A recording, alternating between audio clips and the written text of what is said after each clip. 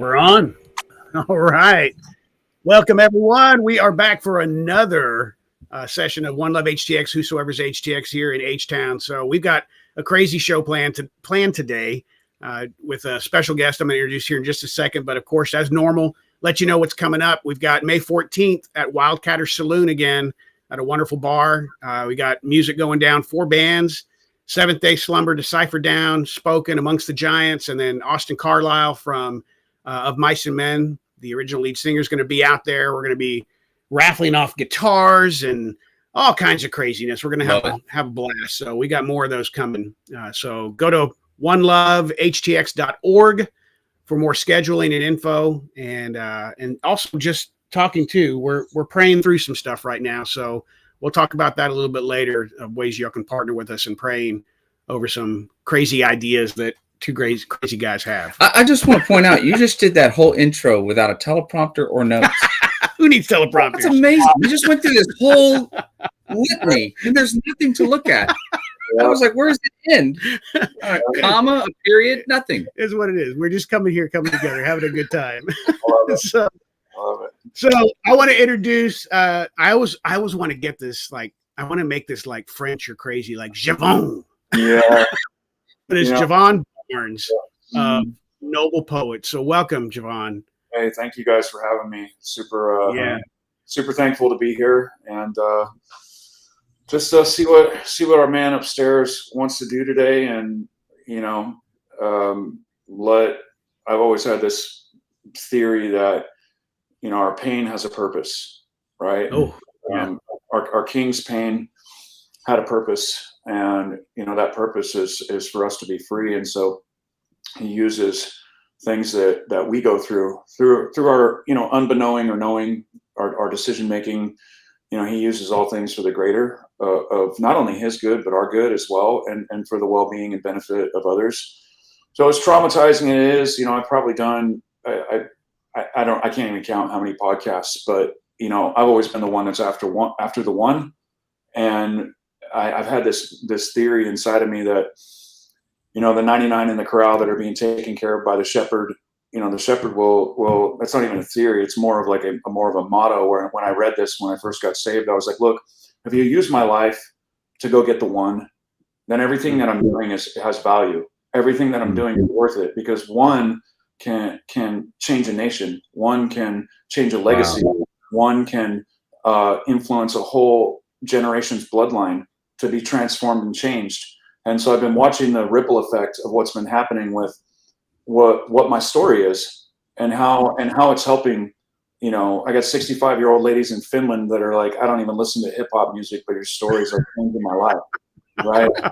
So it's kind of it's interesting on the ears that are prepared to hear, and the eyes that are ready to see on what he wants to do. And so whenever I get an opportunity like this, I'm geared up and ready. So that's so cool. Well, I tell you, when I first heard your story, I was driving. You were on the Ryan Reese show, good buddy of ours too, and I had to pull the car over because I was like, this is unreal. This is crazy. I had to just really go through it. So we're gonna dive into that, but and I want you to really just share with people the depth of that story. It needs to be heard.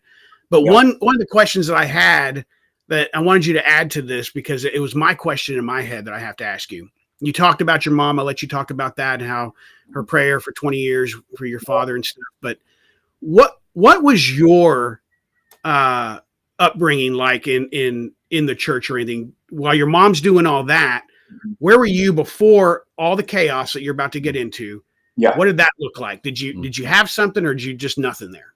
Well, I did. And some people have a biblical belief on this or not. There's doctrinal difference, but I was speaking in tongues at like 3, and wow.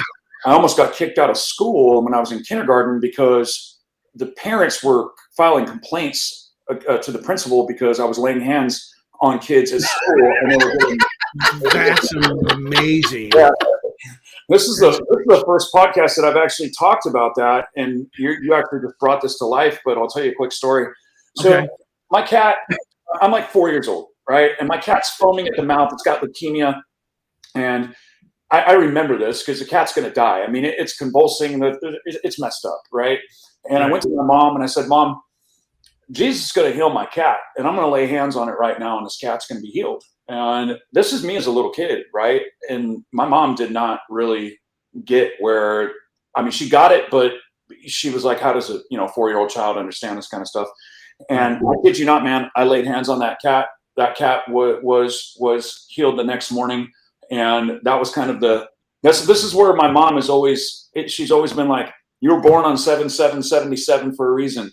You're God's chosen number. Like that is who you are. And so, going through the abuse, the mass amounts of just physical, mental, emotional, verbal, the whole 9 yards, it's almost like in Jeremiah 1 where he says, I knew you before you were in the womb, and he had sent me here on an assignment, is kind of what I'm starting to put the pieces together, even being 20 years deep into following the Lord, but I don't think any of this is by chance. And so that's incredible. So that was age 3 or 4. Yeah. And then, wow. So then what happened? So that goes into the story then. Kind of, I started to, my mom is extremely prophetic. I mean, I'm talking like she won't even meet somebody and won't even know them, and she'll read the paint off. I mean, she literally will read their mail. My mom is like on a whole nother hemisphere. She's just, I've never met anybody like her before. And I know that she hears from the Lord because she's been so accurate hundreds of times. Well, in the 80s, that was not very accepted in the church. So I developed this like hardness and bitterness because, she would have a word, for leadership, and it would be contradictory. It wasn't ear itching, and it would be contradictory to their mentality. They would kick her out. And then, I hear a story 10 to 15 years later, the pastor finds her, tracks her down, and says that word was exactly accurate. Had I listened to you, I wouldn't have lost my whole congregation. Oh, wow. Things like that were continually happening. So I just started to develop a hardness towards pastors, to the point where by the time I was like 12 or 13, if you even talked to me about God, I was going to split your wig back. Like, don't bring that even around me at all. Like that, this is what's brutalized. So I was watching my mom get brutalized by, pastors and leaders, but then also watching my mom get brutalized by my dad. So I really didn't trust men at all, and unless they were under me in my organization. And that was a fear-driven type of mentality that we had. It was respect and fear at the same time, but mostly fear. So, so with that, you say probably around 12 or 13, you started kind of, as we do, I guess, walk away, but God's not walking away from us. Yeah. I mean, I was a star athlete growing up. I was getting scouted when I was 14 years old. I remember when I was a freshman, I was batting 408, and I was just a really great athlete. It was something that I was born with, that I actually didn't have to try to be great at. I was just born with it. And that was beaten out of me as well. I had the emotional development at the age 20, I probably had about the emotional development about a 9 or 10-year-old. Wow. So I was getting straight A's. I was in all honors classes. And by the time I was, a freshman, something in me, I remember the day it happened, I was on the baseball field and something just snapped in me. But, it started with the not having a name growing up. My name was Nimrod, or effing idiot, or, the P word that people use, right? I'm trying. Is that as far back as you can remember? Yeah. Okay. Yeah. I wasn't allowed to cry as a child. And it was, for me, I was terrified. Mm-hmm. My dad's my size. He's a little shorter than me. I'm almost 6'3", but at the time he was, I don't know if I've ever seen my dad under 250 pounds. So by the time I was, 10, 11, 12 years old, he was probably 325. So he's a big boy, and super, super scary when, I remember this time when we didn't have, so Never Fit In, the song is talking about cockroaches running all over the floor, no hot water, broken doors. We had no hot water in our house. and my dad was out getting drunk, and my mom had to heat up. At the churches they have those commercial sized tea kettles that hold. Right? My mom had to heat up the water in those tea kettles, and what she would do is fill half the tub up with cold water and then dump the hot water in to make it warm, right? And my dad comes home and I don't know, man. I was a little kid. I was probably 4 years old, but I have to imagine it was in between 2 and 4 in the morning. And he comes slamming through the door for some reason, thinking that there's going to be like a hot bath prepared for him or something. And I'm dead asleep. And he's screaming at the top of his lungs, where is that little effing blah, blah, blah. He took all the hot water, and I got up and I'm under, I find a way to get under my, it was either my dresser or my bunk bed. And I'm sitting under there, just completely terrified, thinking, not knowing what's going to happen. And, that didn't stop. The beatings were so severe. It wasn't like spankings, you spare the rod, you spoil the child. Right. So, like spanking, it was like that, that's just a little recorrection. But when you're taking, steel hangers and, I think I told on Ryan's podcast that we didn't get our steel overseas in the 80s.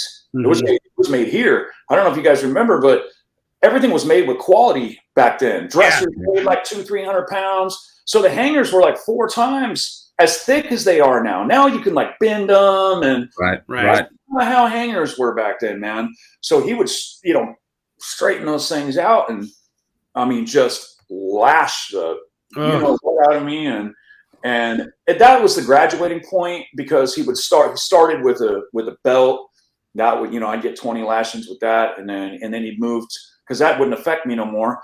Then he moved to a smash ball paddle that had, when we were kids, the smash ball paddles had a steel rim around them, the table tennis paddles, right? And the steel was probably a little bit over a 1/4 inch thick, and it wrapped around the wood. Well, that steel, when it hits you, man, it's metal. It's not wood. And so then that didn't hurt me no more. Then it started to graduate to the coat hangers. So, and it would be for stuff that I have a 10-year-old son. I've raised my voice at him one time at a place where I wasn't. I raised my voice to a level where I was actually angry with him. And that's been one time in 3,650 days of him being alive, right? I just don't operate that way, because I know what it did to me. And if I wasn't getting beaten, the yelling was so intense and so loud, and it would be this far away from my face, and I'd have these fingers hitting me as a little, and I think that's why that street mentality came out of me, because if anybody touched me, adversely, once I learned the street game, I was known for just grabbing people's faces and literally taking them and smashing them into my forehead, and not feeling anything. I was very violent in regards to how I handled situations. And, I look back, I'm well, he used to take these big, huge, feather blankets, and he would smother me in them so I couldn't breathe. And he would hold them down, and I'd be inside of I didn't talk about this on the Ryan show, but he would hold me down and suffocate me, and I couldn't breathe. So whenever I felt like anybody was in my space to violate, I would get triggered. That trauma would trigger, and there were things that, fights that I would get in, and I black out. People are pulling me off, and this dude's already been knocked out 8-9 punches prior. And I'm kicking this guy in the mouth and not even realizing what I'm doing. The trauma was that bad. And so, God, wow. I was really soft as like I said, I was, healing kids at school. God was healing kids through me. I wasn't healing anybody, but, I was really soft and very loving. And I remember by the time I was about 8 years old, it broke, and I turned very, very hardened. And the abuse, there was nothing I could do for my father. That my brother was up here a couple weeks ago, and we went out to the baseball field, and I kid you not, I was throwing lines from center field all the way to home plate, and at 44 years old, and the ball's not even skipping straight to the. I mean, my brother's just like, dude, I don't even know how. I've never. This is just. He couldn't believe. He's just like, man, I don't get you, bro. Like I just had this amazing gift, and I can't blame that. I mean, I can kind of, if I want to, blame it on my dad, but I made my choices. I hit the streets, and once I found a way to medicate that what I thought was filling that vile pit of trauma, pain, unforgiveness, was just like a relentless mechanism. And I remember the first time I took a 40 to my mouth, it felt like a golden elixir was going through my whole body, and I didn't feel any more pain, right? And I already had generational alcoholism from my dad being an alcoholic drug addict. My grandma, his mom, drank herself to death at 56. So there was lineal stuff that was already, passed on, right? So I put that in me, and after freshman year in high school, I hit the streets, and I had a couple $100 in my backpack. I don't remember the exact amount. Actually, it was enough for me to learn the street game, and I learned that pretty quickly. The problem though with Fresno, actually it's a problem everywhere, is you got haters, and I was really good with people. I always have been, and I didn't never short people when I sold drugs. Everybody always got the amount that they paid for, and blah blah blah. And so a lot of people in Fresno don't do that. So I constantly keep rising up, and every time I rise up, I'm sleeping on the ground in a bathroom, or over these electrical power plant, the brick walls that are around those. I jump those and sleep on the other side of that, anywhere where I felt like I was safe. But then people in Fresno, they would find out where I was at. It's like what age was that? So you said you left the house. What age? 15? 15, 16, yeah, somewhere around, 15. And my understanding is you didn't look back. You didn't. No, there was no any contact with mom. My mom would somehow find one of my friends' numbers or something and figure out, if I was like over at my friend's house, like, my mom would actually get a phone call and be like, he's over here. She'd call and be like, you know what she did? I remember this. This is the first time I talked about this too. So I'm like 16 years old, and my mom goes, I had a vision and a dream about you. And I was like, I'm just hardened. I don't even care. I'm like, whatever, and she's still trying to, preach the gospel to me. And she goes, I had this vision that you were in this massive stadium, and you were preaching the gospel, and you were doing music. What?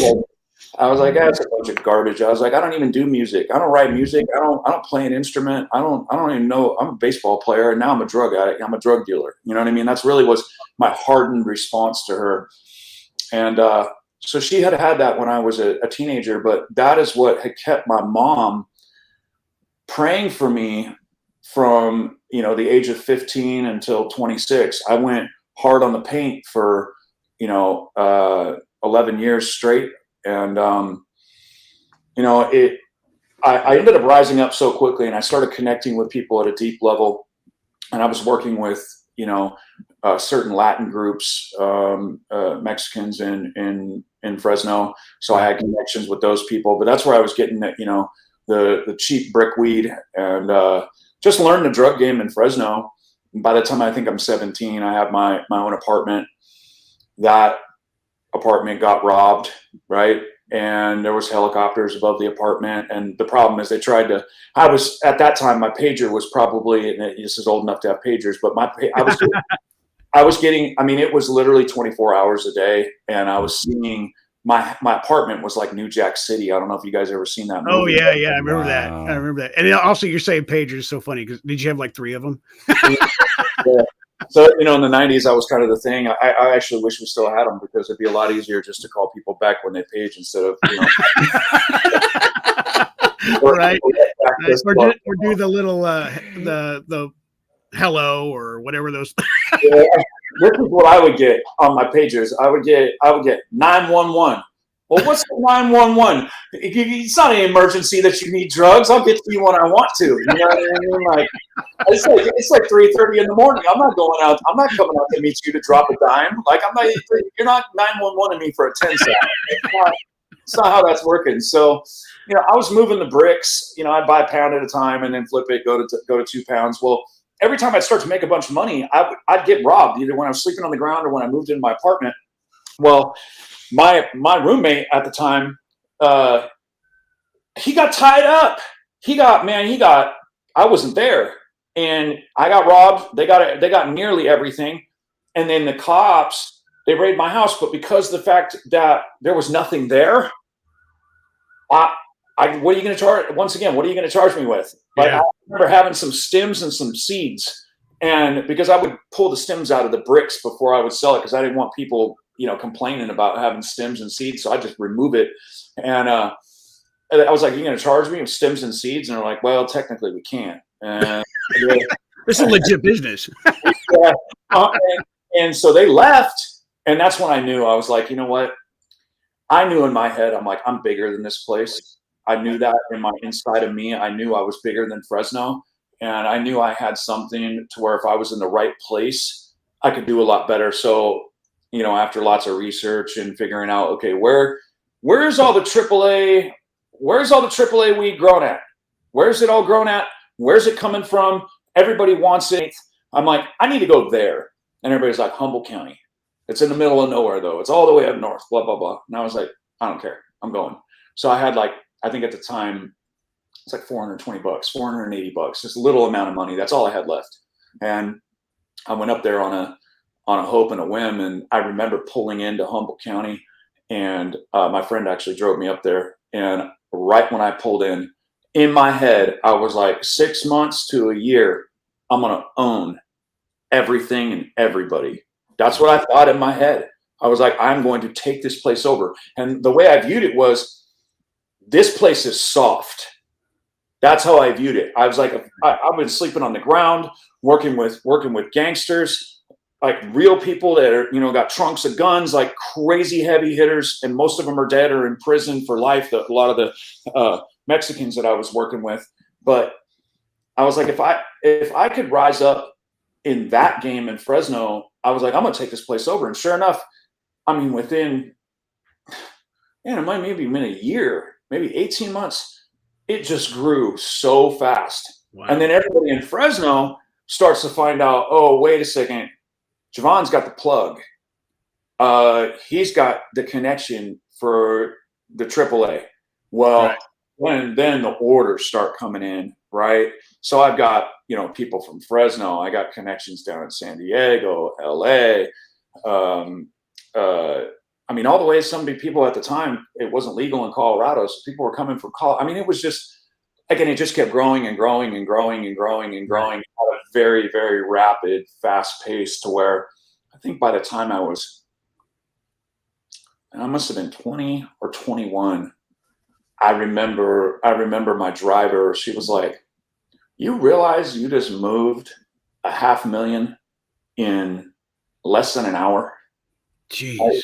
And so what happened? Wow. We got the golden boy. So then other growers from other mountains. So you got like Alder Point, which is right by Murder Mountain. You got Bridgeville. You got, all these areas in Southern Humboldt. Well, my driver had a lot of connections with all those people, and they just knew I could move it so fast. They'd just front it to her. She'd drive it down.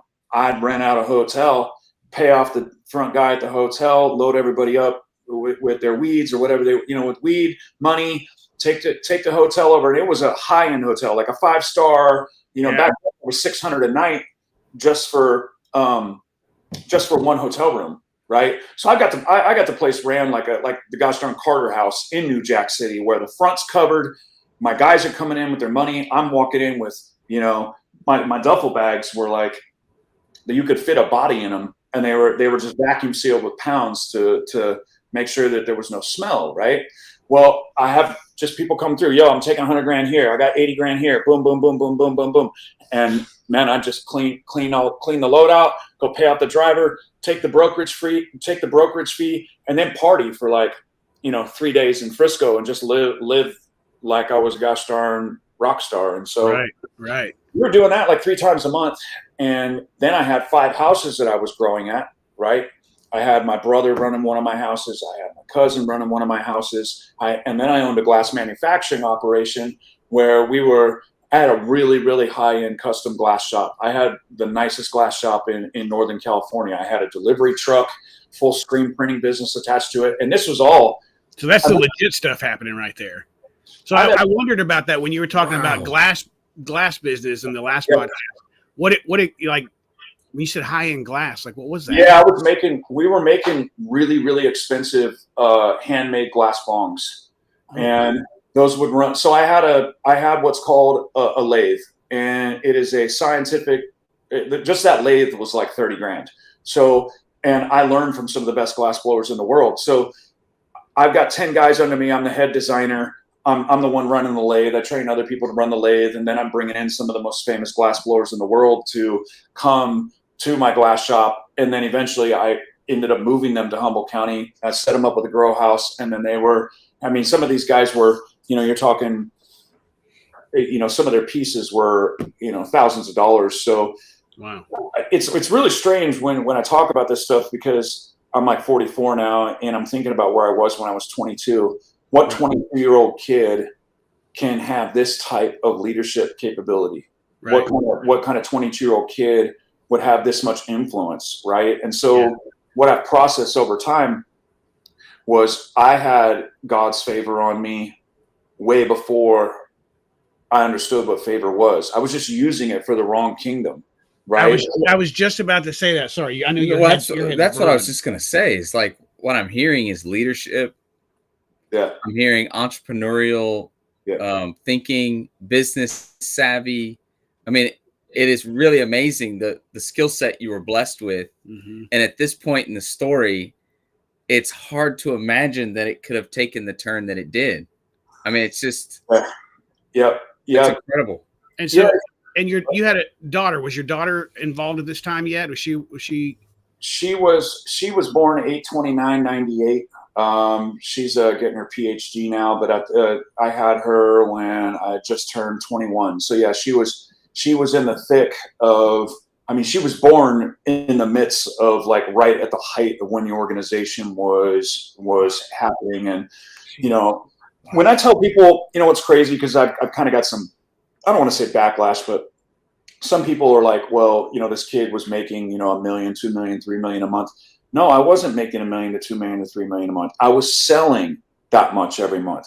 I was getting a broker fee on that, right? So usually I'd make about $8,000 an hour, and I'd do that for 3-4 hours, make what I was going to make, and then go do it again. And so there's not the profitability was the growers. They were the ones that making all the money. I was making 100, 200, 300, 400 a pound, but when you move 100 of them at $200 profit on each one, that's 20 grand in, an hour's worth of work or whatever. So, I don't want to, the thing about when I do this stuff, I don't ever want to glamorize what I was doing or make it seem like, I don't ever want to over exaggerate things. I can't stand when people do that because that's not where the truth is. The truth is I had a ton of money coming in that never stopped.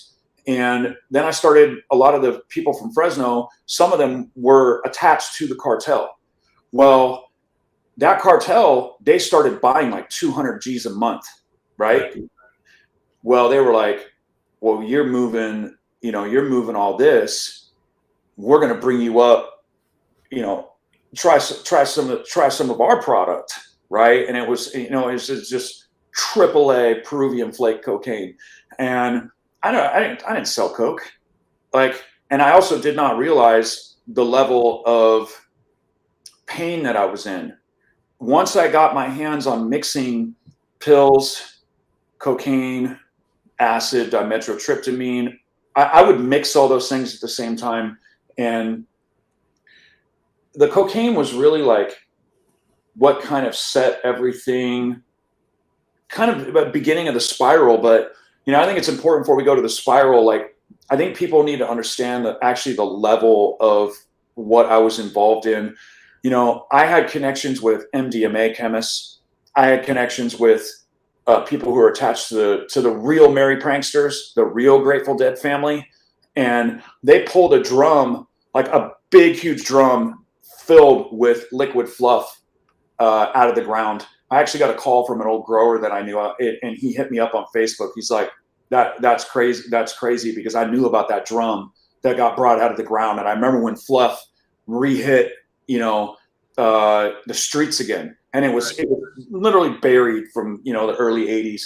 And I had thousands of hits LSD in my freezer. I had a chunk of that orange dimethyltryptamine in my freezer, and then an 8-ounce brick, a personal blow. And then I was getting medical grade nitrous tanks from a crooked dentist, right? So and then I've got, at least 100 grand worth of weed in a duffel bag sitting in my closet. So it was like, okay, wake up, suck down a fat nitrous hit, eat a pill, chop a line, snort a line. And a lot of the time I would just have people hang me upside down. People were passed out in my house. They would hang me upside down. So I'd suck off the nitrous tank after snorting a rail, eating a pill, and then drinking Crown. So I had a bottle of Crown right next to my bed.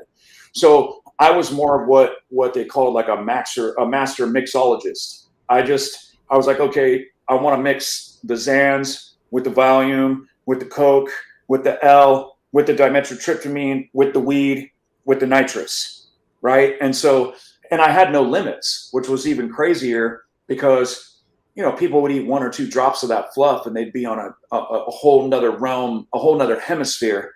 And I'm squirting down with 50 to 100 hits constantly. It wasn't just like, one time I ate 50 hits. I'd take a vial and I'd squirt it all over me and then rub it on my face like a Comanche warrior. I was just on another. This is crazy, because I've talked to my wife often, and it's funny. I was talking to Ryan about this one of the first times I met him, and I told Ryan, I said, I stayed away from the hard stuff because I saw it ruin my family in different places. And he goes, what did you do? And I said, well, I just did a lot of acid. He was like, bro, that's hard stuff. And I was like, I guess I didn't think about it that way. But hearing your story, going through that too, my wife, I have to ask her often. I'm like, are you sure I'm not messed up? Because I run into some people sometimes that did as much as I did or more than I did, and they're just not normal anymore. And thank God you sound normal. You look normal. It's wow, God's hand. I can't believe you're alive. Right.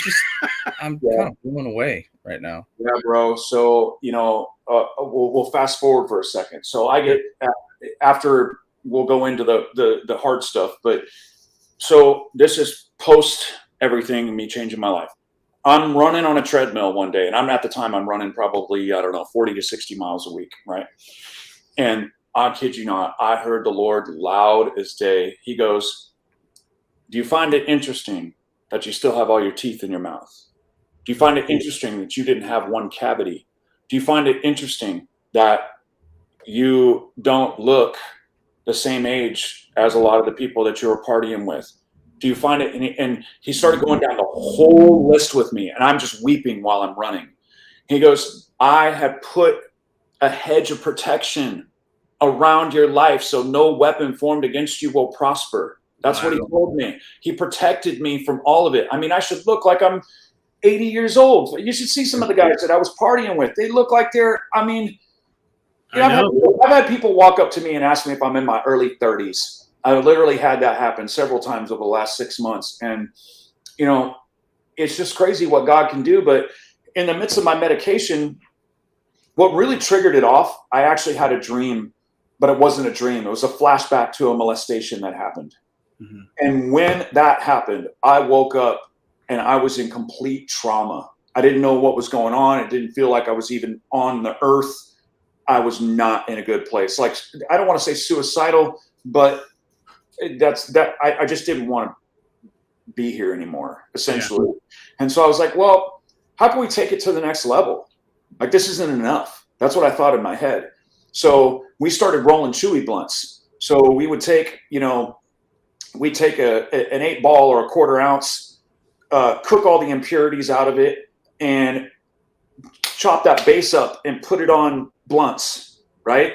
So we're rolling down $300 to $500 blunts a couple times a day, and that was the beginning essentially of the end, because once I was mixing base and then sorting coke and oxycontin at the same time as well, which is a speedball essentially. And I'm still smoking dimethyltryptamine, and I'm still eating volumes. I mean, I had a bag of Xanax that was like, I mean, the real Xanax bars, not those stupid little footballs. I'm talking like the real deal Holyfields. And it was like, okay, wow, I'm gonna see how far I can actually take this, right? And one night I was smoking dimethyltryptamine. We had already smoked at least one chewy blunt, snorted a bunch of coke. I was on a ton of LSD. I mean, I puddled myself. And what else was I on that night? Crown, weed, pills, dimethyltryptamine, acid. Oh, and I was on MDMA too. I had done a we get the raw MDMA and roll my finger in it like those dip candies from when you were a kid, and I just stick my whole thumb in my mouth, and that was probably at least, I don't know, 15, 20 hits of ecstasy, right? Wow. And I'm on my back deck, and I'm chuffing big old fat dimethyltryptamine hit, and I'm sitting, and all of a sudden I could feel my heart like not beating. I was like, I'm gonna die, and I'm leaning up against the side of my deck, and I'm like creeping up around the side, and all of a sudden I see a herd of demons come out of, because I had a private estate, private property out of the redwoods, and I saw like a herd of demons coming out of the woods, and they were swarming their way towards me. And I mean, I literally was just like, God, something came over me in that moment where I knew I was going to die. And God was like, I was like, God, like, please forgive me, like, for everything that I've done. And I was crying, and I knew it was time. Like I was done. Well, sure enough, my gosh darn dog, I had a French Mastiff that guarded my property. He came running out of the house and started swarming around me, freaking out. I mean, I'm talking, I've never seen a dog freak out like this. And those demons are trying to come at me. And it looked like he was almost like a battle warrior sent to protect me. And I kid you not, after that happened, all those demons fled, and I was instantly sober. Whoa. Instantly sober, dude. Like nothing had ever happened to me before. It's like I'd never even done a drug. I felt, Psalm 51, I felt like I've been washed white as snow. That's what it felt like to me. When I look back, I'm like, it felt like I got dipped in holy water or something. And I'm completely sober. Well, I'm like, man, I'm done. Go ahead. Was that your first time, like in a long time, that you ever had a conversation with God since? Yeah. Okay. Yeah. That was really genuinely the start of me wondering, is God really real? And in that moment, I became sober, and I started to realize that there was something greater than me that was calling my life. I felt it. And after that point, I mean, I was on doing my next thing again the next day. Yeah. Not like did you? I remember you saying on Ryan's show that, at one point you're seeing the demons, and the next day could have been, well, it was the high, but because of your dogs don't see demons. I remember you saying that. Right. Did all that come back to you? Did you remember all that? I did. The thing, what kept bringing me back to it was I realized that like I said on Ryan's show, I would never give any animal drugs, but I did not give my dog any LSD. I did not give my dog any MDMA. I did not give my dog any dimethyltryptamine. It's impossible for a dog to smoke dimethyltryptamine. Yeah, and the chances of them seeing the same thing, even if you did, was impossible. So totally God. Absolutely impossible. And so I woke up the next day, though, man. I'm clean and white as snow. It felt like I was 4 or 5 years old again. I was like, how? And I'm processing, because I'm sober and I'm not on drugs. So I'm processing everything that just happened. Yeah. But then the next day, the pain was still there. That dream or that flashback is what annihilated me. And so, or I allowed it to annihilate me instead of knowing what to do at the time, which was, pray and forgive. And next day I'm doing the same thing. And it wasn't much longer. It was probably within 2 or 3 months, due to the fact that we were smoking chewies, and when you're mixing that hard, narcotic with pills, I started to work with people that were affiliates of others that I actually did not really know. I had a really tight knit crew. Like, I would have people just walk in with 2 duffel bags, just drop $250,000 on the ground and walk out and say, "I'll see you in a week." Well, all those people were out. I'd already cleaned everybody out, and it was the dry season in Humboldt County. It gets real dry. There's not a lot of product in August and September because the outdoor harvest comes in October. So I'm like, I got a feeding frenzy on my hands, right? I mean, the phone's not stopping ringing, and the prices are going up because it's dry. Well, they're like, "Man, we'll pay $200-300 more a pound," and my dollar sign's just going off in my head. Like, oh my gosh, I can make, this dude buys 20 at $300 more a pound. That's $6,000 on top of the original profit that I was already making, right? So I'm in my head, I'm like, it's time to make money. So I was like making phone calls. That person made a phone call. That person made a phone call, and then it ended up with this one guy who made another phone call to a gentleman, and he was like, "Yeah, I got an endless supply of purple Urkel," and that was a sought after high-end purple weed at the time. Right. He's like, "Just come down to Honeydew and meet me under the bridge." And I was like, "Okay." So I never really done a deal with this dude before, but he seemed like he was fine. And long story short, my boy from Fresno, he calls me on the way up. He's like, "Man, I just scraped together. I have enough money for gas and food to get home. We got, I think he had 138,500 in the trunk." And he was like, I'm tapped. He's like, "But if we make this one work, it's going to be an endless summer." And I was like, "Okay." So he shows up in his rent-a-car. I'm standing there with the guy who's supposed to have the load, right? Yeah. And he don't got the weed, and my friend. It's hard to talk about this stuff sometimes, especially because I'm about to film the video that's going through, the music video that's going through all this, and we're doing it actually at the murder scene. So forgive me if I seem like my brain gets foggy. It's just so traumatic talking about this. But my friend pulls up, and he trusted me, and I trusted him. We'd never done each other dirty, and we never would because we were both making so much money. Right. Well, the guy gets in the situation, and he acts like he's taking a cell phone call.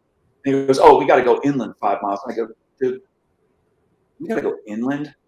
What are you? It's supposed to be here. Like, this is the plan." And I just had my, my friend just drove all the way up from Fresno. Yeah. Blah, blah, blah. Sketch. Yeah, it's getting, and I already knew it was getting, I felt it. And he's like, "Yeah, we got to go inland." And so he's like, "Hey, but I need to see money first, because I'm not going inland without seeing the money." And I looked at him and I go, "Bro," I go, "Dude, do you know who the F I am? Everybody knows who I am." And I come correct, all counted, hundreds, on spot. I just started laying into him with just my pride and my ego, just like thrashing this guy. And I was like, I told my friend, I said, "Man, pop the trunk, show him the money."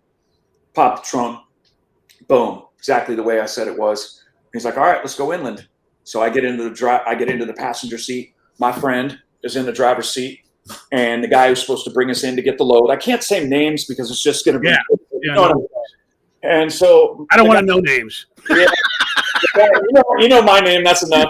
So the guy who's supposed to take us to get to the load, right when my friend went like this, and I heard the car getting ready to start. Boom, boom! Shoots my friend. The guy's in the back seat. Shoots my friend twice in the back of the head, right? And immediately PTSD, like immediate shock. Like I understand now what Vietnam veterans and war veterans go through, because it was so close to my head. My ears are immediately ringing, and I'm like, and the door's locked, and I can't get out of the gosh darn car. And when the door's locked, when I'm trying to get out of the car, I'm like, so imagine the guy behind me. I'm like this, right? And I can see him out of the corner of my eye as he's trying to unjam the gun, right? He's trying to finish me off, right? He double homicide. Right. I get out of the car, and I just start running. And thank God for the athleticism. Huh? Thank God for the athleticism at this point. Exactly. But I could book. And so this is interesting. I didn't talk about this on Ryan's show either. This is really weird. I'll tell you this. So I live 45 minutes up north, right? Mm-hmm. I felt something in me, and I know what it was now. It wasn't even a feeling. I actually heard this overwhelming sense of, it was like I started to hear, after I got sober, I started to hear a voice that wasn't mine, and that's when I thought that I was going crazy. Mm-hmm. But I literally heard it and felt it at the same time. Put on your cargo pants and put on a hoodie.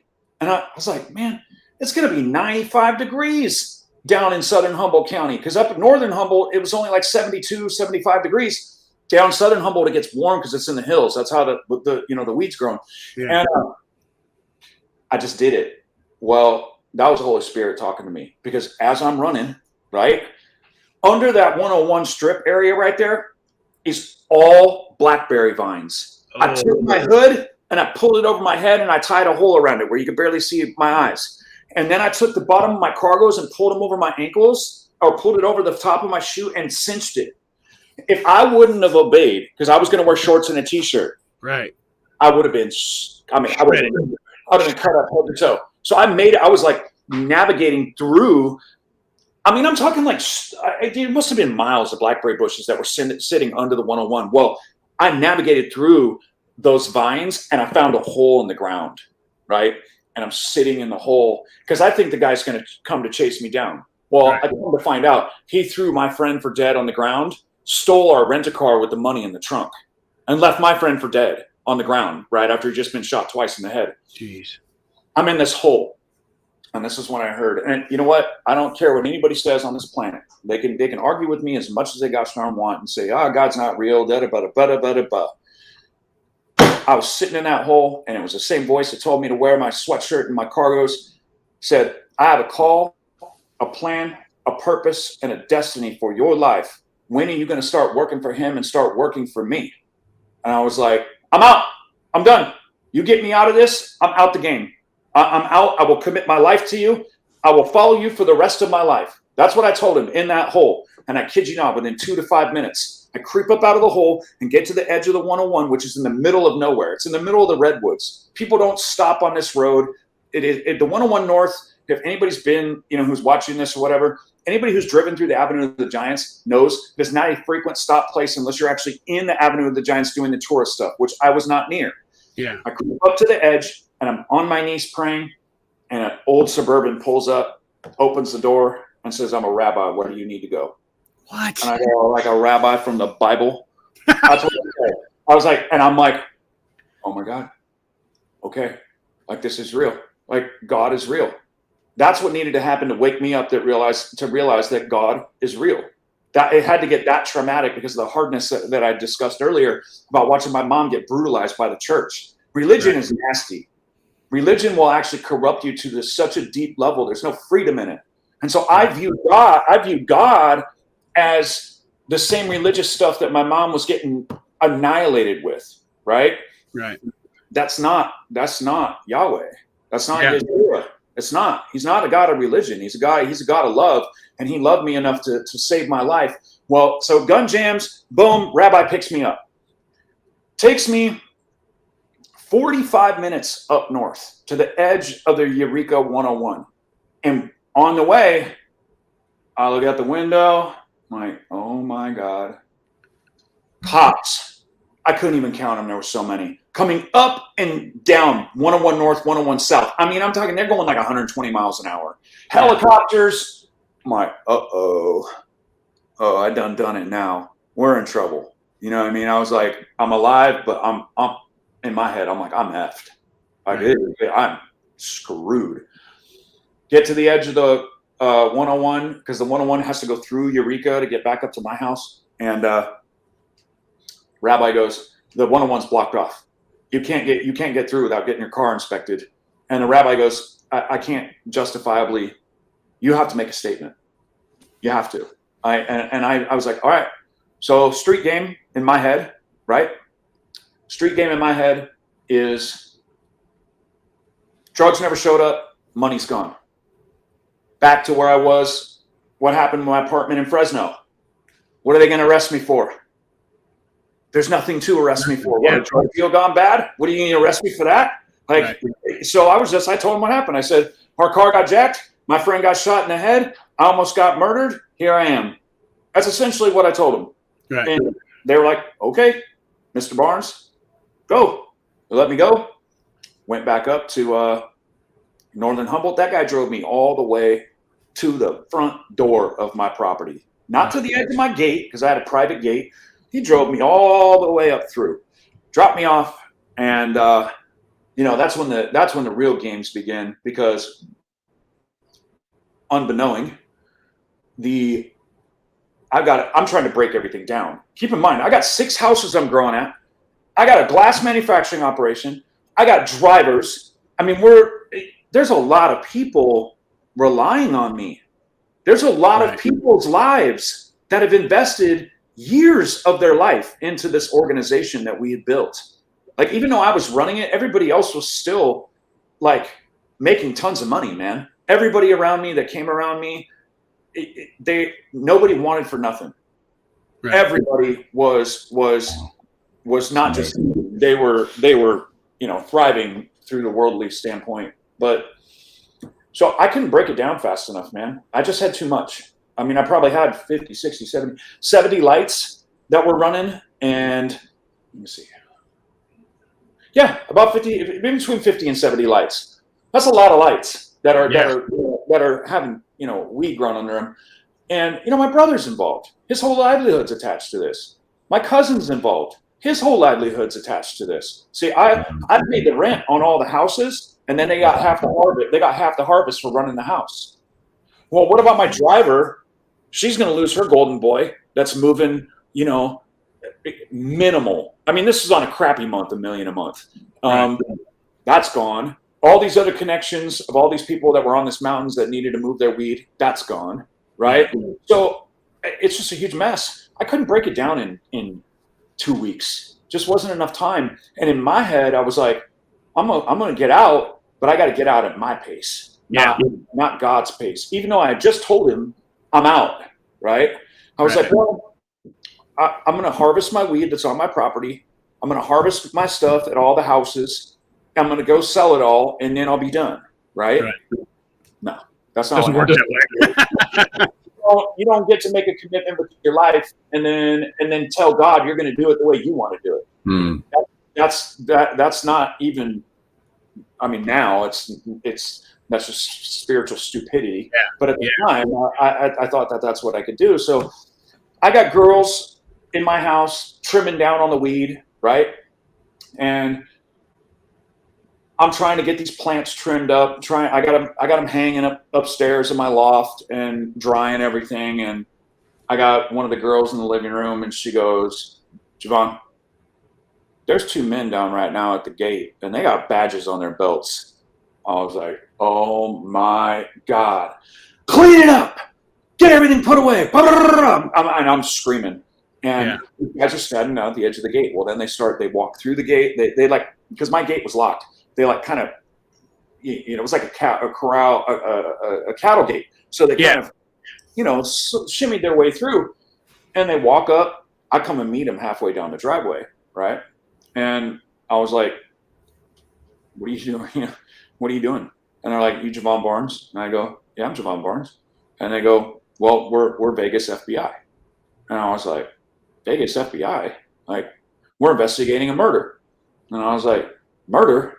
Like the murder that just almost happened to me and my friend?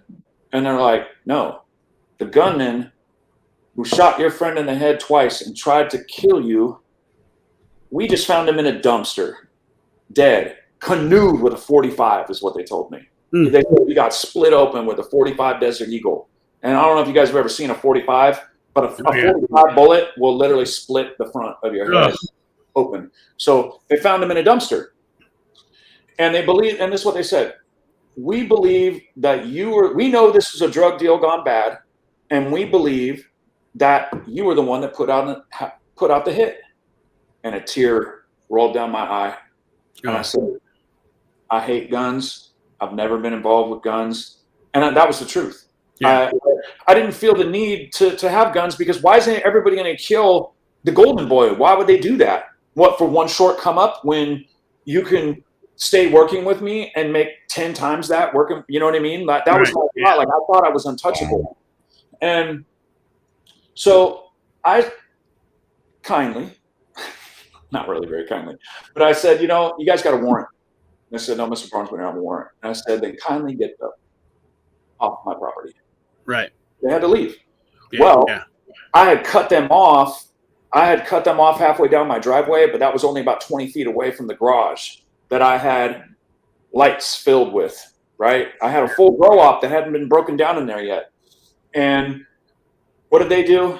They go then and tip off the Humboldt County Sheriff Department for my grow operation that was on my property. Okay. So those guys were on my property within 2 weeks of the shooting. Okay. Within another 30 days, I've got the sheriff and in between 35 and 40 deputies raid my house. I had my friend's Cadillac on my property, and then it had a car cover over it. And he was in the middle of something. He had a really nice Cadillac. He's like, I got to put the Cadillac here. I trust you. Nothing will happen to it. And he was one of my buyers. He was probably $100,000 a month. So I was like, yeah, dude, no problem. He was actually the guy who was my delivery driver for my glass blowing operation as well. Right. So I was like, yeah, dude, go ahead, and then I said, hey, if you're going to store that here, I read some law that says that you actually can't get charged for something if you store a bunch of stuff in your trunk and it's not your car, it's not your property. Well, that was a law from like the late 80s, right? It actually is not law. So I put 102, 105 pounds in that Cadillac in the trunk, and then put the car cover over the top. Right. Well, this is my daughter's, kindergarten picture day. Kid you not. Kindergarten gosh darn picture day. House gets raided. They get me I had a hash manufacturing operation. There was at the time, I think, about 3.5 pounds of hash. So hash is really hard to make. It's one of the most difficult things to actually process. And that's why you can get in so much trouble, because it's like taking the cocoa plant and turning it into cocaine, or taking the opium plant or the poppy and turning it into heroin, right? You're processing something, and then it becomes actually a really certain class felony. I'm not sure which. I don't remember now because it's been so far away, but it was a certain class of felony. So they popped me for the hash. They popped me for the grow up. They popped me for 105 pounds. And then I hadn't harvested. I think I had like 88 plants outside that were probably like 6, 7, 8 feet tall. So all that happens. Well, check this out. One of the cartels that I was working with, he calls and he's like, hey, this train ain't stopping. Like, where are we going to get? What are we going to do? He's like, I'm bringing you a gun right now. So he drove all the way, and I hate guns. I mean, now I could go hunting or, whatever. But back then I was like, I don't want no guns around, no drugs. Right. He drives a unregistered, no serial number, 9mm with hollow point bullets up to my house, right?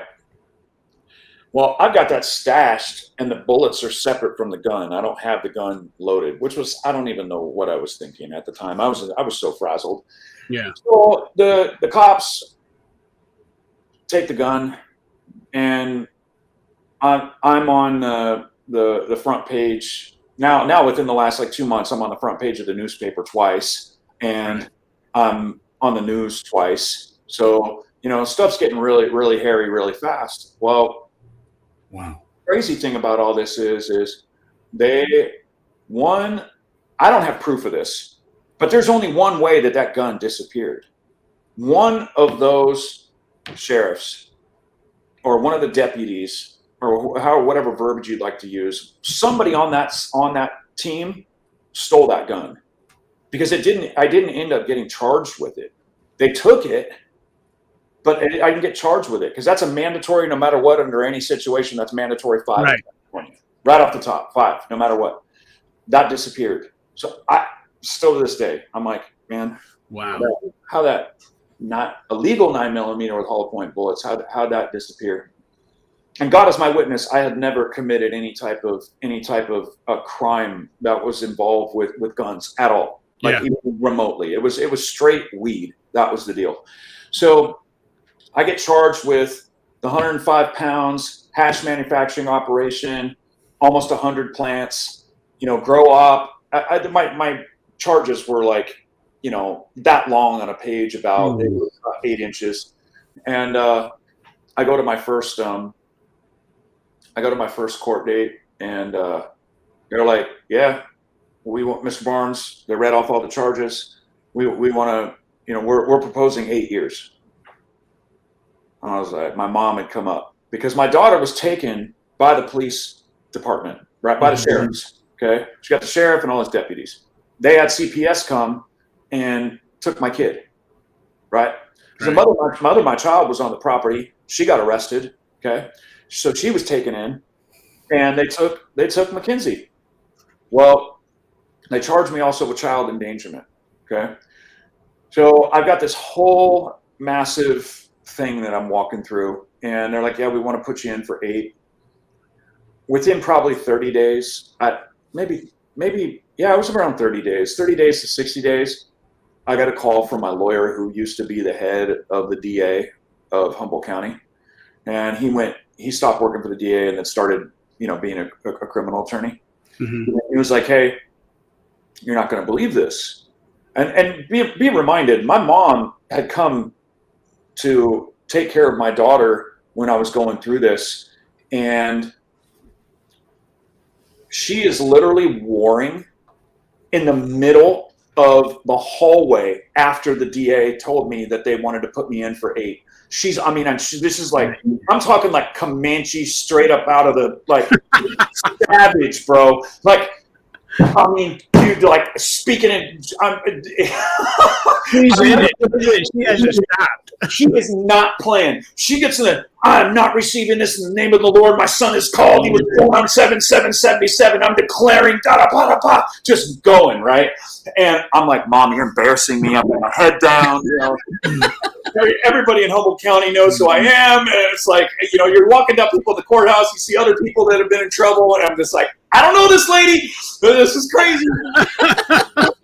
I actually just talked to her about this the other day, because she's going to be in the Cell of Fear video, which is this video is actually all about the raid and the arrest and stuff. And I was like, Mom, do you remember when you were in the courthouse and you were like warring? And she goes, I remember it was yesterday. There was nobody. She said that there was nobody that was going to take her boy. Like, God had called me, and that's what nobody was going to stop that call, right? Yeah. And so I get a call from my attorney, and he's like, hey, the Vegas feds didn't have a warrant coming onto your property, which means they gave the Humboldt County Sheriff Department information based upon the fact that they shouldn't have been there. They developed what's called a falsified warrant, which means they developed that warrant on false grounds. Yeah. You're walking. And I was like, oh my God. Wow. Like, are you like, and I told the Lord, I said, man, God, I'm done. Like, so I sold my house. I sold my glass blowing business. I owned an urban clothing shop on the plaza in Arcata. I sold the urban clothing store. I had a gem and mineral shop. It was like 2 sections. It was like 2 stores in one, and I sold that. And I went to my mom was like, "You're out. Like, I'm taking you to ministry school." And I was like, I love that that's the first stop. That's exactly what she did, bro. Like, I actually went to there's a guy named Don Potter, who is actually from Nashville, and he's one of the most. He was a professional, one of the top 3 highest rated flamenco guitar players in the world by the time he was like 15. And then he owned a jazz club in New York and got radically saved. And he was going to worship school here in Reading. And he was actually, what he was doing was he was working with other worship leaders to lead them into their deeper level of calling and anointing. I had no idea why I was even there. And so my mom's like, "You're going to this thing. I know who Don Potter is." So I went to it, and the Lord spoke to me and said, "You're going to ministry school."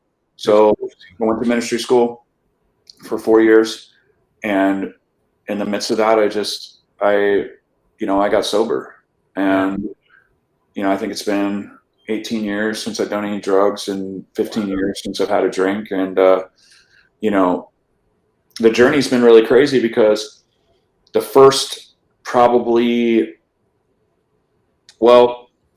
in 2003, so the shooting was October 2003, right? Yeah. Or that's when the raid was. The shooting was August of 2003. The raid was October. So Christmas rolls around that year, 2003, and I hadn't really fully dedicated my life yet. And I got woken up in the middle of the night, and the Lord spoke to me, and he said, "Get on your knees." And I was like, what is going on? I was like screaming for my mom. She wouldn't wake up. This is, the night of Christmas after everybody's already asleep and Christmas already happened. And he said, "You remember when I told you that I have a call and a destiny, a purpose on your life?" And I was like, "Yeah." He's like, "Well, you're a rapper." And I was like, "Rapper? What is that? Like, I don't write music." He's like, "A million kids are going to come through the floodgate of righteousness because of your life.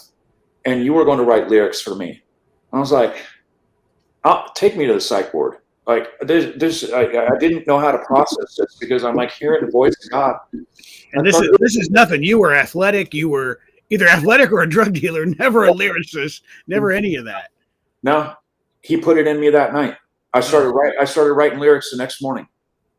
They did not stop pouring out of me. I didn't even know what to do with it. I was like, I'm filling up these pages with these like prophetic proverbial rhymes. Like, what is going on? And it just didn't stop. It was like, if you look down right here, I'm in my studio.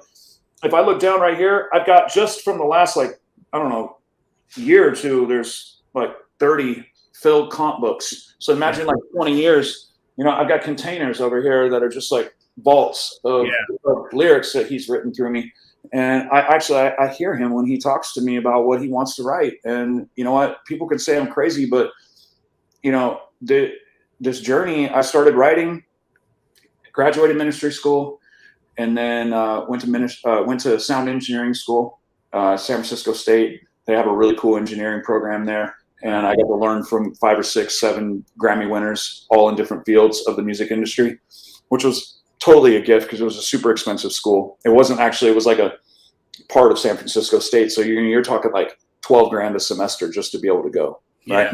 Yeah. And the whole thing got paid for. I didn't even have to pay for it.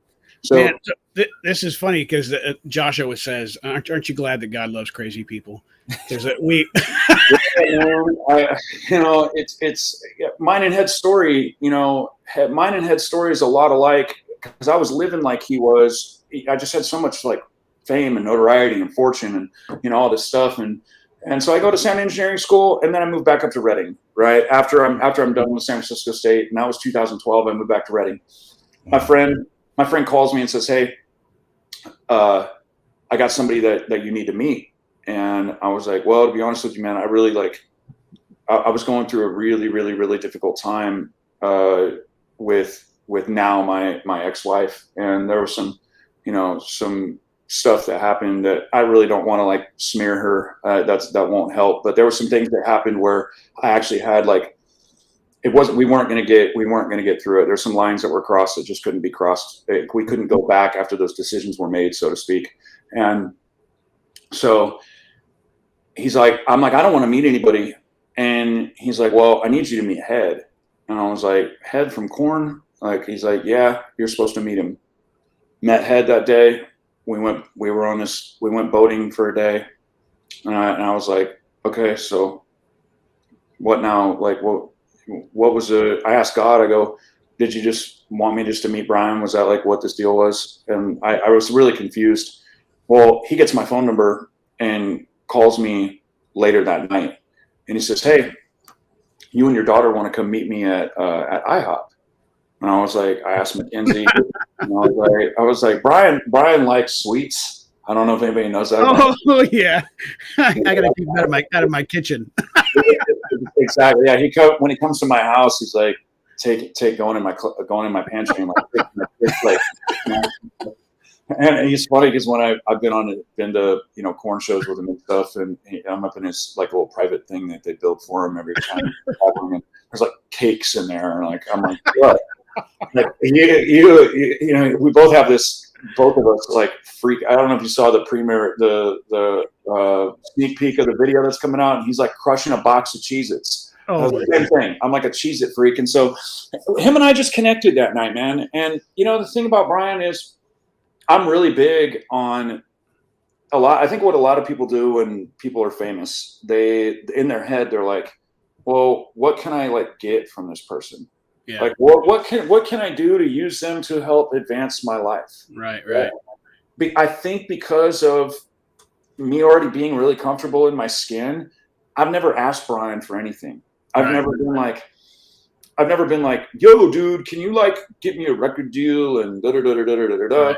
It wasn't until Brian called me. Well, I don't want to go into that part yet, but I'll tell you. So Brian and I just developed a relationship, and we're just friends. And that's all I ever really want, and that's still all I ever want in this hour, is to just be genuine and be real with people, and actually, like, it is to truly care about somebody, not because of who they are, not because of what they do, not because of how much they have or whatever it is. Yeah. Like, I actually just want to know the person, and I want to get connected with the heart of that human, and out of that relationship, God can then do what He wants to do with that relationship, right? Yeah. So years go by, and he brought me out to Aftershock with Mackenzie. Janaea is actually born on my son's birthday. So she's born July 6th, 98, and Mackenzie's born 8/29/98. And at the time, Mackenzie and Janaea were kind of just going through their navigational course of being young, right? So Brian and I would just really talk about our kids, right?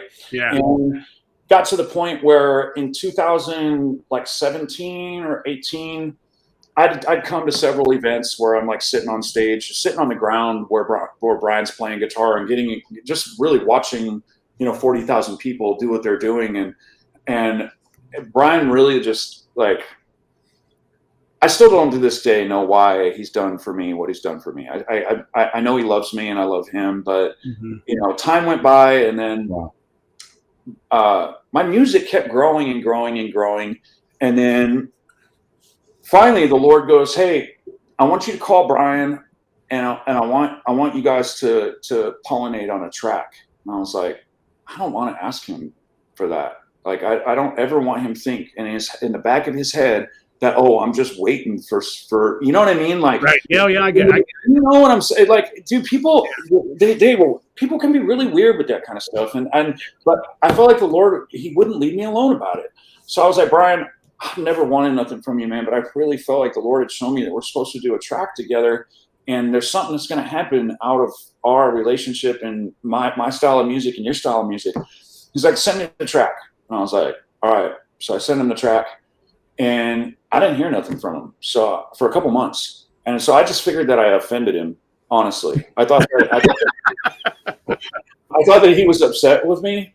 And, I was like, Lord, I didn't hear you right. Because I'll be the first one to say, we only see and hear in part.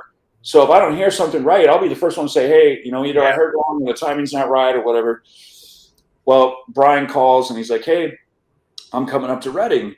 You want to meet up when I'm up in Reading? I'm like, yeah, of course, man. I want to meet up. And so we were putting together this like get together for him. He didn't mention nothing about the track. So I was like, well, he didn't say nothing about the track. I'm not going to bring it up. I heard wrong. Sorry, Lord. Sorry, Brian. Yeah. So we're at the party, and he comes. I didn't even know he was there yet. And he comes up behind me, and he's playing the track that I sent him, and he's singing the hook that he wrote. He's like, yeah. And then he's like, let's go to your studio right now. Nice. So I had, the interesting part about this is another place of obedience where God was testing me, kind of like He did with Jeremiah when He's like, what are you about to see right now? He's like an almond branch, right? So He was testing Jeremiah to see if Jeremiah actually heard properly from the Lord. Well, God was like, look, you need to set up all your recording gear because Brian is coming into town and everything needs to be set up properly. And I was like, I don't want to do that, God. It's like, set up your gear. Like, it was like firm. I was like, so I called my boy who was the head of the Sound Audio Engineering Institute. And I was like, Torsten, come set everything up. And he's like, for what? And I was like, I don't know, man. I just feel like something's going to happen with Head 9. I'm on my way right now. If I would have not been obedient when Brian would have said, let's go to the studio now, nothing would have happened. Yeah. Right? That's amazing. So So we're about to run out of time here, but I want you to, I don't want to miss this point of allowing you to talk a little bit about noble poets, but I got to tell you a funny story too, because I had one of those with Head too, where, and I'll spare the details because it's a little private, about a person that was asking for help. And I was like, I went to bed going, no, I'm not asking Brian. That's not the friendship we have. I'm not going to do it. Yeah. And I woke up in like 3:00 in the morning, and the Holy Spirit was just like, it's okay. You can ask Brian. Yeah. And so I texted him. This is funny. I texted him and I was like, bro, you know, I love you. I don't do this, but this happened 3:00 in the morning. Here you go. And so he texts back later on. He goes, okay, I'll check. And he texts back. He goes, yeah, no, it's not going to happen. He goes, I think you heard the Holy Spirit wrong. And I was like, oh, that hurts, dude. And not 2 seconds later, he goes, oh, wait, you're in. He goes, I just got another message. Go ahead. Jevon, I got one question for you that has been burning in my brain for the last 60 minutes in your story. And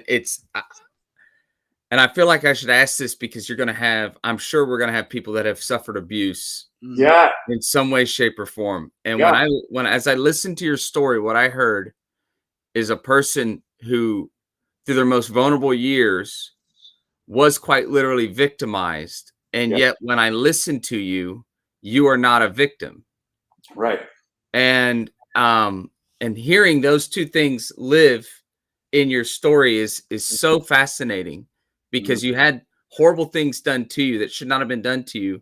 But as you talk, you are not a victim, which is fascinating. And so can you just, because I know our time is running short, but can you help give somebody who may be hearing this, who may have been suffering through the same kind of traumatic childhood? I find it hard to believe that it could ever be as bad, but have gone through abuse. What would you say to them about what is that where your faith, I have to believe, is a catalyst for that dynamic? Can you just talk a little bit about that? Yeah, it is. There's a huge one. There's a couple different things. First off, we don't have to become what happened to us, right? We do not have to become what happened to us, right? Even Yeshua was like, forgive them, Father, for they know what they do. If anybody had a right to be bitter, angry, or have unforgiveness, it was Yeshua, right? Jesus himself. Yeah. We still didn't do that, right? So I started to realize, and this took a while to get to this point, but I started to realize, like, look, I get an opportunity to forgive my father. I get an opportunity to forgive my mother because I have bitterness towards her for keeping me in that situation with my dad. You know, like I said on the other podcast, my mom didn't eat meat for 20 years fasting for my dad. Yeah. He never got the breakthrough. He's still a homeless drug addict, or I think he rents a little room somewhere now, but he's drug addict, alcoholic, right? All day long, every day. So forgiving them out of the sincereness of my heart, for forgiving myself for everything that I'd done, and then going to the people that I hurt without expecting anything back from them and making no excuses. I went to my daughter and I said, I'm wrong. It doesn't matter what happened to me. I put you in harm's way. Those were my choices. Nobody chose that for me. And the problem with victims, well, that happened, so now I do this. That I was beaten, there was molestation. So now I'm a psychopath. No, you actually get the opportunity to look at that situation and identify with it, but not become it, and then also use it out of a place of breakthrough to give hope and inspiration to other people. Outstanding. Right? So that's where that, I have this rhyme where it's like, you could be victor or victim. You could be sick with no symptoms. See what I'm saying? Like there's stuff that I write about that is in that arena, because I want to be victorious. I don't want to be a victim. And victims, what they do is they use life experiences that are justified to keep them in that place. And then they don't get breakthrough out of that place because they don't want to rise up above it. And if we look at the cross, like none of it made any sense. So sometimes I'm like, well, I didn't have to go through all this stuff. But the fact that I did, now we get to use it. The pain has a purpose. Right. The cross was painful. Yeah. As we all know. Yeah. And I love the way you started this whole conversation off when you were talking about it and you're about to get into it and you said, I don't want to glamorize all this. And We want people to hear that too, because that's not what it's about. The true miracle is your salvation, is my salvation, is Duffy. It's our salvation that a God would even give up his life for us. Yeah. The things that we've done, that's the true miracle, and that we get to receive that. Yeah. So with that, a lot of people think too, well, my story's not as cool as his or not as crazy as his. And I just came up but it doesn't matter. The true miracle is Jesus. So I tell people that all the time. Who cares? So you now get to use those experiences. Tell us a little bit about, as we got a couple minutes here left, about your music. The videos have to do with your story and it's building on itself. Go ahead. Yeah, so we'll cram it up. We'll put it all in. This part I'm pretty good at. So I do the track with Head, right? Relationship gets bigger, okay? Yeah. Then time's going by, and Head calls and he says, hey, just let me know if you need anything. And I was like, okay, well, I need an engineer. So then he got me Joe Rickard, which is the drummer from Red, right? Who engineered Love and Death stuff. Yeah. Then I sent him the project, and he was like, bro, this is so good. Like, your story's crazy, the music's crazy, so relevant. This is what I've been waiting for. So then Head gets me on the phone with Zach Yoshioka, right? Who managed? You know Zach? Yeah, I love Zach. Oh, okay, great. So you know Zach. So Zach's managing us, and then we get Trevor out of that relationship. I'm like, Head, I don't want to be barking at you, man, but like you've just been such a huge catalyst to helping us. And he was like, he's like, well, what do you need? And I was like, well, I need a curator. And he was like, well, just use my guy. And I was like, well, who's your guy? It's like Trevor. So Trevor's curating, and then out of that place, and we got publicists and blah, blah, blah. So album's done. We put out Never Fit In, and nobody knew who we were in November. So we put out Never Fit In, which is about the childhood trauma abuse. That's on YouTube. Yep. Then, and I've got a team of people that I work with, but it's my story. Yeah. Right? So Caleb sings the hooks, Caleb May, and then I do the lyrics, and we produce the music together. So, and we have one other producer work on a couple other tracks, but Never Fit In dropped in November. Okay. And then Humpty Dumpty, which is one of my favorite songs. It's one of the coolest hip hop songs. It's one of my favorite songs that I've actually ever heard. And that's not me being biased. I just really like the rhythm. No, it's good. It's good. So we dropped Humpty Dumpty, and then we dropped Zans, right? And Zans is kind of like the climax of the story, right before, it's the climax before the climax. So we dropped, I think there's some feedback. We dropped then Cell of Fear in June, and we just dropped the EP, The Flaw, okay? So we're going to release 2 EPs, and we're going to release the full LP probably beginning of next year. So we got another EP dropping. Hopefully, we're playing Blue Ridge in Virginia.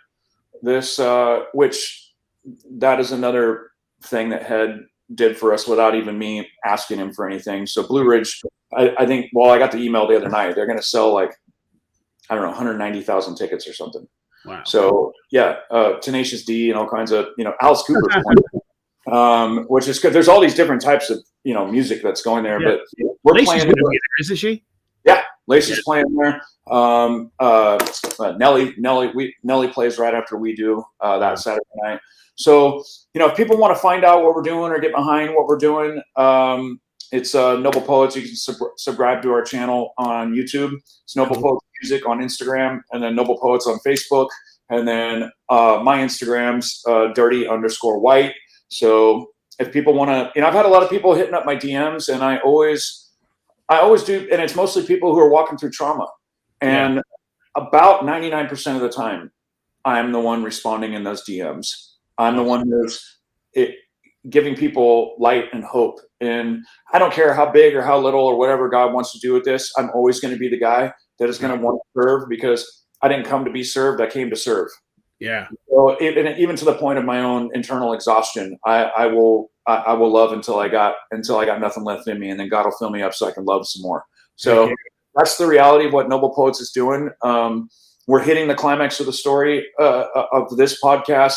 The next video is really tapping into the shooting, the raid, my daughter being taken. It's right to the point of before my life gets changed. So we started with nobody knew who we were. And I think I'm just throwing out a random number, and I think it's pretty close, but I think there's like 50,000 views between YouTube, Facebook, Instagram, and then all the podcasts that I've done. So it's creating awareness to redemption from abuse, and then also redemption from ourselves. Right. Right. That's so good, man. Gosh, now I see why Ryan said we can talk for hours, and we're going to talk for more hours after we get off. And you're not here. You got to be with him there, so I'm a little jealous. So if you're ever at H-Town, we want you to come hang out with us. We'd love to see you.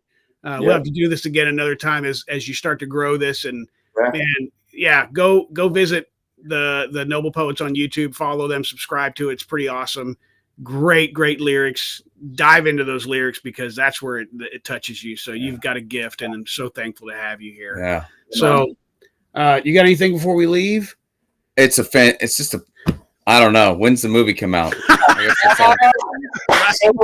You're like you're almost. It just lets you know you're moving in the prophetic, because there's been in the last 5 years there's been 20 people that have came and told me specifically that there's going to be a movie done on this, and obviously God will do that in the time that He wants to do it. You're confirming that again. I mean, it really would be a crazy screenplay, right? And the thing about it is redemption. That's the deal. Like, I didn't stay. Let me just say something. I could have went back with getting my get out of jail free card. Yeah, I could have went back to the game. Yeah, and been doing within 2 weeks the same thing that I was doing before. But I was like, no, no. We're gonna make a difference. Yeah, that's gonna be the goal. So come on, beautiful story. All right, we thank you again. Let me pray us out real quick, man. Lord, thank you so much for Jevon and his story and what you gave him. And golly, Lord, everyone who's in earshot right now and who hears this later on, and Ryan's podcast, any podcast that he gets on, Lord, we just continue to pray for your glory, for your goodness, for your grace, for your mercy, for your awareness, for your hope, to just pour out of him and all through his music.